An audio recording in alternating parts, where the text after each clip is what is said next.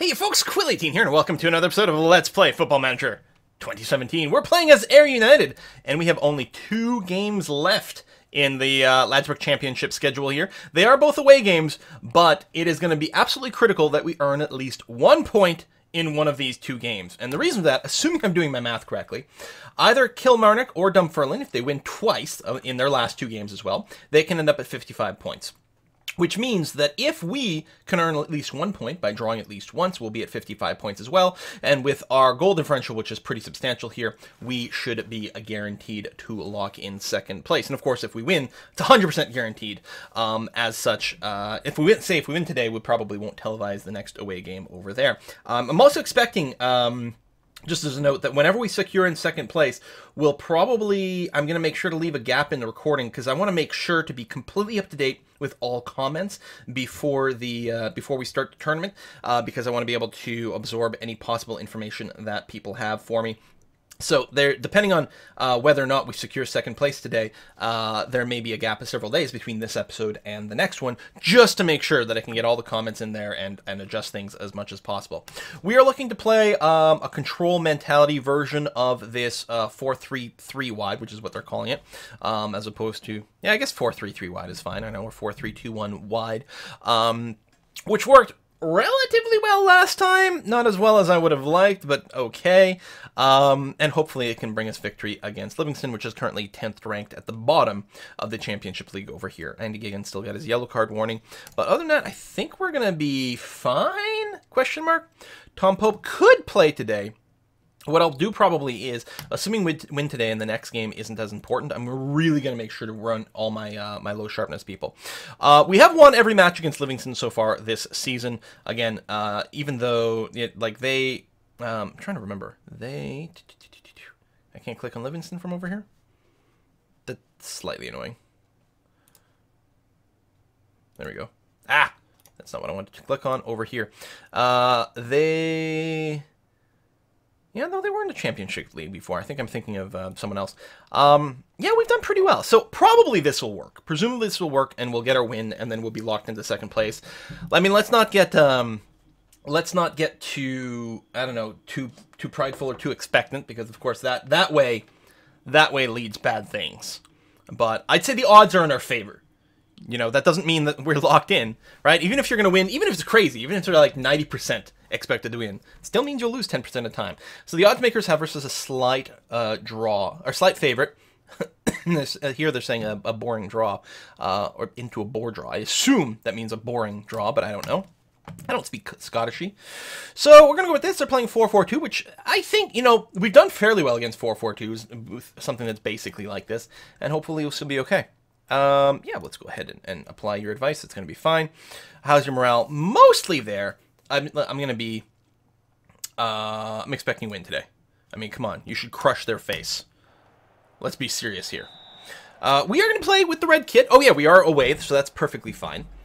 So I am putting a lot of pressure on the team on an away game. Ross Doherty, beautiful move around that guy. Moving the ball a fair bit. There's a big flying tackle. What the hell? If a foul, I guess so. I'm surprised that didn't lead to a yellow card. Apparently didn't lead to anything, though, as the highlights fade away. Only 2 minutes in, so we're not going to start looking at the stats too closely yet.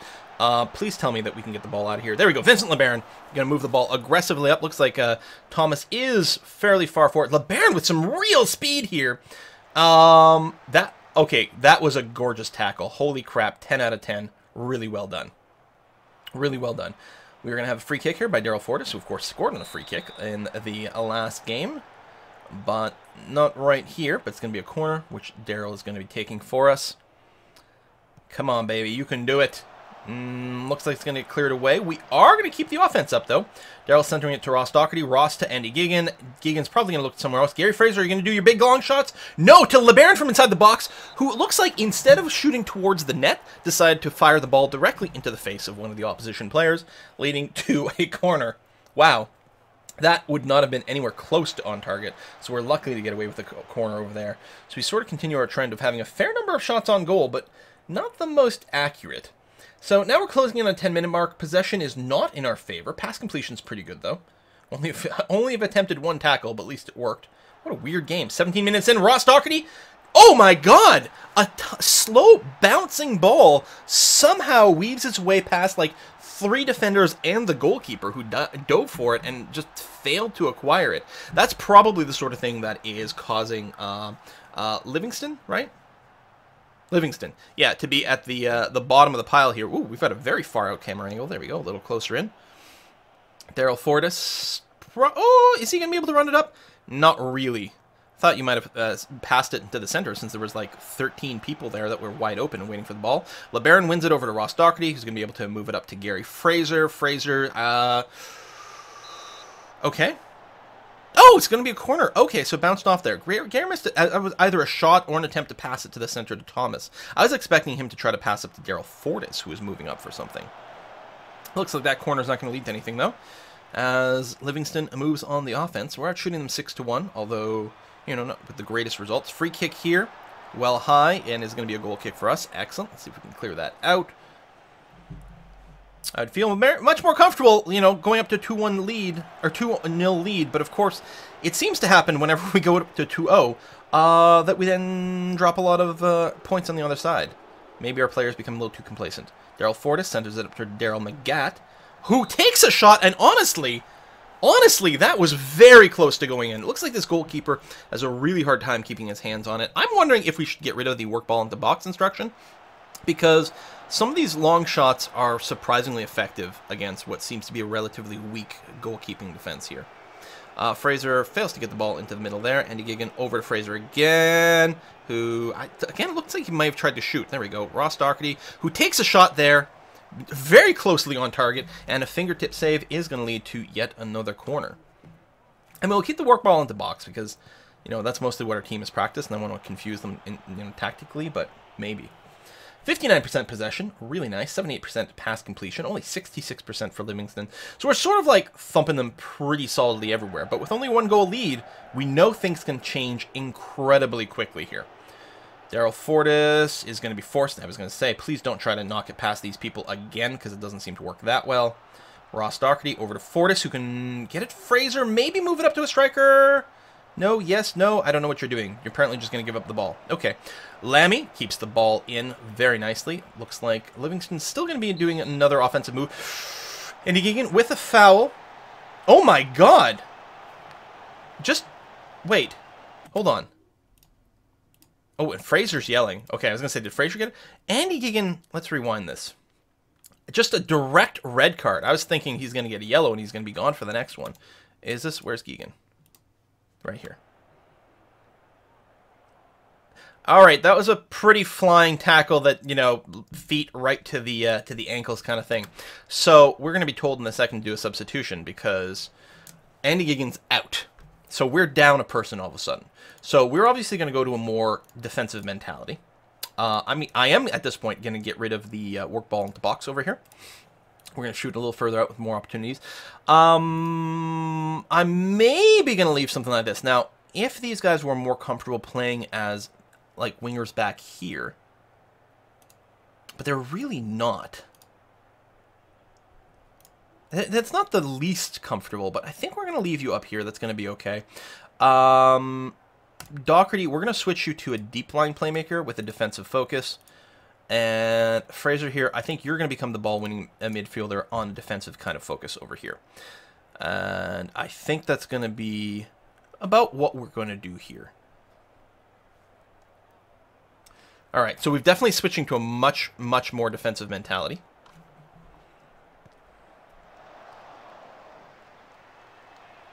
But doesn't mean we still won't have scoring opportunities. Andy, what the hell, man? This is not the kind of game where you have to go for someone's ankles. This is a free win game was the idea. As long as you don't completely cock everything up. Savage. Luckily, Savage is still an excellent goalkeeper for us. Really good. Very good for the league as well. I think one of the strongest, to be honest. Okay, it was a good first half, but I'm going to be assertive here. Like, we're down a man. We can still get a result here. All right. So that's mostly okay. Well, if it ends 1-0, I'll be happy. But I still would not be surprised, even down a man, if we might not be able to score again. 2-0. Maybe it'll end up being something like 2-1. What I don't want to see it go is 1-1, because then I'll be... Well, again, a draw. All we need is a draw to secure second place. I mean, it is technically possible that on a draw, we're not locked into second place because someone could score like 10 goals in their game and blow our goal differential, but that seems pretty unlikely. So we've got a fair number of people behind them, so I mean, that's going to be good. And we clearly can't do man-to-man coverage. Mullen... Okay, sort of an easy-to-defend header over there. That's going to be okay. Andy with that red card. And he'll be gone, I believe, with the red card, like the out-and-out red card, as opposed to hitting his yellow card limit of 6. With the yellow card limit of 6, they seem to give you 1 grace game, and then after he'll miss the next one. But I think with the straight-up red card, I suspect he'll miss the next one directly, which is going to be okay, because, again, the next one should be one where we can just basically play a lot of our B team, get some backup sharpness. Thomas beating some nice defenders there, just a little too wide. A lot of potential. Based on the height and everything like that, and the way the goalkeeper dove, I don't believe the goalkeeper would have been able to stop that. Now, we can do another sub here. We haven't done, or rather, we haven't done a sub yet. So we might want to start looking into that. How's our energy levels? Ross Doherty with the goal is one of the more tired people. We might not want to sub him out though. I don't know. I think we're kind of okay for now. Morale's still decent. Yeah, we'll leave things be for now. Ooh, what happened there? Looks like substitutions for the other side. We're still out shooting them, which at this point is less about our shots and more about denying them as many shots as possible. So we can hopefully grind out this win. I could go to a contain. Lammy clears it. Not as much as I would like. This is a bit of a danger. Big danger. Nope. He's not going to be able to get the angle. Ralston clears it to Fortis. Fortis is going to send it deep, deep, deep, where Thomas is around. I wonder if this might not be a bad time to go a little bit more strikerless. Actually.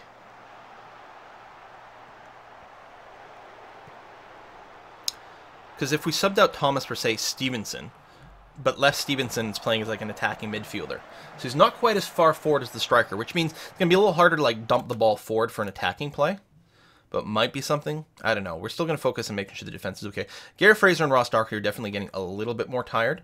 Well, we can't bring in Andy.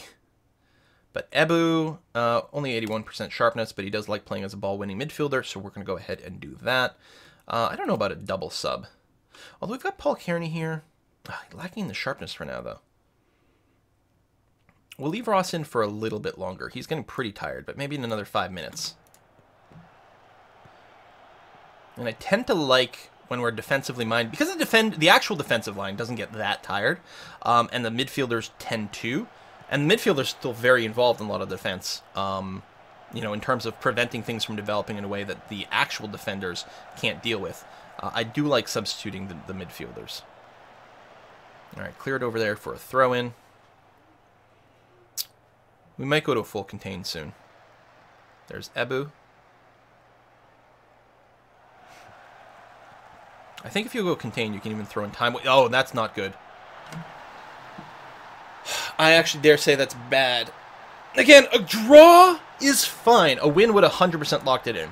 A draw actually is okay. Well, defensive, not contain. Defensive.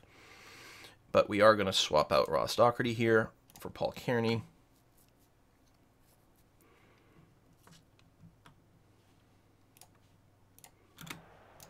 Okay. LeBaron to Crane. We are on the offense here. Back to LeBaron. Gets it over to Tony Ralston, delivering a beautiful goal from, no, he does play on the right flank there, coming in. It's first goal of the season, and honestly delivers at a time that we really could use an extra foot on the field to deliver those goals. I don't know if that was still on counter mentality or defensive. Defensive, there will still be some scoring attempts. Contain is like really all about like negating anything and just trying to like keep the ball out of the opposition's hands and out of our end as much as possible. But even on defensive, they will occasionally make some attempts to move the ball up forward. That, unfortunately, good header attempt to the center there, but couldn't quite get the angle and power to reach Thomas. Ooh, that's a little bit dangerous. Mullen, okay, well wide of the goal. Thank goodness for that. It's going to be a goal kick as well. So, with some of the things that have happened, it wouldn't surprise me if we were at least a few more minutes to go. One more last, like, late sort of substitution, I think wouldn't be bad. Maybe for a defender, we'll bring in Flanagan here. I think that's going to be okay. Just in case we need an extra burst of speed in the back here. Looks like we're going to have another free kick. Paul Kearney centers it up. It does get cleared out. And we're going to lose this to Mullen. All our defenders are running back quite quickly here, but we're still kind of outnumbered. There's a real possibility for an offense. Oh, especially with Caden being wide like that. Defenders did mostly get in position, and Ebu Adams looks to have cleared the ball away. So we've got a minute left in play. They are still on the offense here. We still have the higher possession, despite being down a man. Daryl Fortis moving the ball up. Can get it up to Thomas. Maybe. Yes, no. Not so much. Okay, Vincent LeBaron holds on to it. That's A-okay. Listen, if anything else happens, you're just going to be on, like, full contain. If there is going to be another play. That's all we care about now. 30 seconds left. Ah, Daryl Fortis, thank you very much for stopping that. I actually want, like, maximum time wasted here, if we can. Fortis gets it over to Thomas. Thomas back to Adams. You literally don't have to do anything with the ball. Just stop them from getting it. I mean, the further forward we move it, the harder it will be for them to initiate a counterattack. Ebu Adams, I believe it was the one who was going for the header there and fell just short, unfortunately. So with about 10 seconds left, this is almost certainly the final play here. Are they going to be able to get it in? They're having a hard time finding a shot opportunity. There's the whistle. All right, that was a lot scarier than it should have been. Yes, impressive victory. I absolutely agree. Well done. That was a good win despite being down by 1. We are almost certainly going to give a big yell to Andy Gigan for getting a red card there, and what was a very bad game for that to happen in. Secure that. We get that. Banned for 2 matches?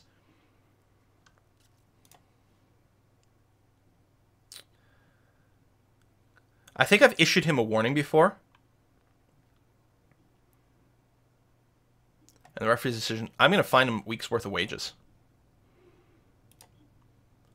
And I'm not going to appeal. And he accepts his fine. Accepted he deserved the fine. Excellent. Oh, I got an achievement unlocked. I'm the boss. Yeah, so 2 games. Well, again, the next one doesn't matter so much. So it's Dundee United away. But unless I am mistaken... Oh, yeah, we're there. Looks like Kilmarnock got a draw and Dunfermline got a win.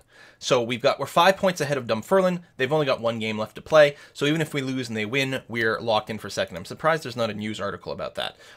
But we are 100% locked in there. I mean, we got a news article when we were locked into the finals. So I'm not going to televise the next match. What I'm going to be doing is I'm going to be playing a lot of our rotation team members in here to just try to get a little bit of sharpness up. A lot of people who are going to be in, like, the 80s, you know, or high 70s or something like that. People who are probably going to be viable for the playoffs, and just try to make sure our alt team is in place. Andy Gigan, so he's going to miss the game, the final game of the Championship League. He's also going to miss our first game, which is going to be... So Dunfermline and Kilmarnock are going to play each other, and I believe, if I recall correctly from last season, they play a pair of games. So they take turns playing home and away. So they're gonna play at Kilmarnock, then they're gonna play at Dunfermline, or the other way around. And the winner will be the team with the highest number of, like, the best goal differential across both games. If it's a draw at the end of the second one, then they will go into the penalty kicks. I don't believe there's any overtime. Now, I might be remembering wrong with something else, but I'm pretty sure that's the way it was. Anyway, we're going to be playing the winner of those 2. So there's going to be a little bit of a gap between sessions here. I don't know if we'd want to arrange a friendly or something in that time, just to keep up the sharpness. I'm not entirely sure that's the way to go. It might also mean we want to make sure to play some of our A-teamers to try to keep the sharpness as close to 100% as possible going into that break. We'll see how it goes. But yeah, I'll play the away game untelevised. And again, there's going to be probably a break between this game and the first game of the tournament because I want to make sure that the series is caught up on YouTube so that I can read maximum advice possible. I kind of dig the 4-3-3 because I feel like it does... I do miss the lack of, like, getting to use Ryan Stevenson up front. I mean, he's done a lot of great work for us. He can still play as a midfielder over here, right? He's perfectly happy to play. Where's Stevenson?